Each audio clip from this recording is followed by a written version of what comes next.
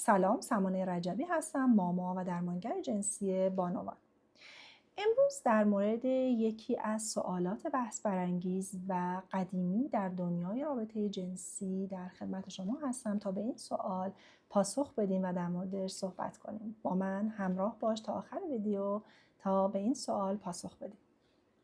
سوال اینجاست که آیا مردها بیشتر از رابطه جنسی لذت میبرند یا خانم‌ها؟ اگر شما بخواید به این سوال جواب بدین ممکنه بگین که جواب این سوال خیلی واضحه و آقایون بیشتر لذت میبرن تا خانم ها.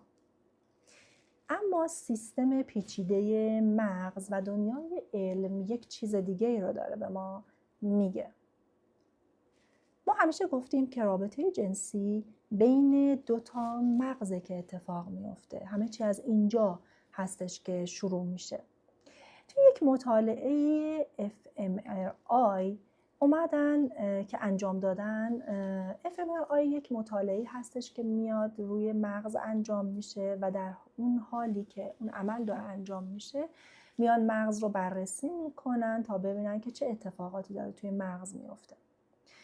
اومدن و در حین ارگاسم زنانه دیدن که توی این مطالعه خانم ها علاوه بر این که از لحاظ بدنی درگیر میشن، از لحاظ احساسی یک قسمت هایی از مغز خیلی درگیر میشه، بخش حافظه هیجانیشون، احساساتشون و کنترل و تصمیم گیریشون و حتی یک جاهایی برای بخش هایی از کنترل درد خیلی داره فعال میشه توی مغز. این یعنی چی؟ این یعنی که خانم ها خیلی عمیق‌تر و چند لایه تر هستش که ممکنه در واقع توی رابطه لذت بیشتر میبرن. یعنی لذت بردنشون در رابطه به ارگاسم رسیدنشون خیلی عمیق‌تر و چند لایه تر هستش و این رو مطالعات علمی نشون میده. خانم ها تجربه چند ارگاسم پشت سر هم رو میتونن داشته باشن.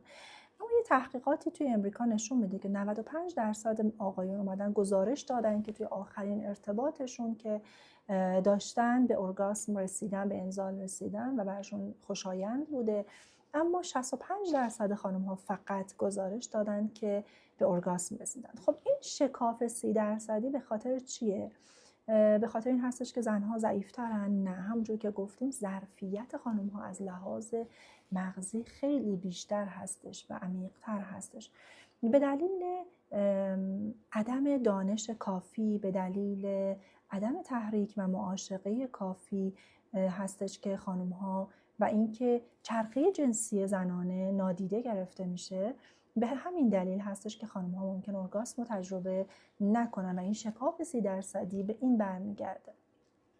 توی یک سری از فرهنگ ها هنوز فکر میکنن که فقط این آقایون هستن که باید توی یک رابطه به انزال برسن و خانم ها کاملا نادیده گرفته میشن. توی دانشگاه مونترال اومدن یک تحقیقی کردن و دیدن خانم هایی که رابطه صمیمیتری با همسرانشون برقرار کردن، خانم هایی که تونستن خیال پردازی های جنسی داشته باشن و اینکه به خانم هایی که تونستن بدن خودشون رو نسبت بهش آگاهی بیشتری داشته باشن، زنانی بودن که لذت بیشتری رو تجربه کردن توی رابطه. خب وقتشه که به این سوال پاسخ بدیم که حالا چه کسی بیشتر لذت میبره، زن یا مرد؟ و فکر میکنم الان خودتون متوجه شده باشین خانم ها به دلیل اینکه ظرفیت از لحاظ جسمی و مغزی از ظرفیت بالایی برخوردار هستن قطعا لذت بیشتری رو تجربه خواهند کرد. اما چرا توی دنیای واقعی این اتفاق نمیفته و آمارها این رو نشون نمیدن؟ به دلیل عدم دانش کافی و ناآگاهی هستش. اما خبر خوب این که با افزایش دانش و آموزش، تغییر نگرش و دانستن چرخه جنسی زنانه، این شکاف هم قابل جبران هستش.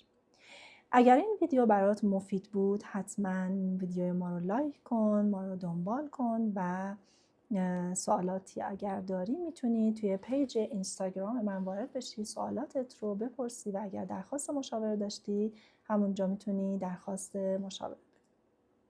تا ویدیوی آموزشی بعدی، خدا نگهدار شما.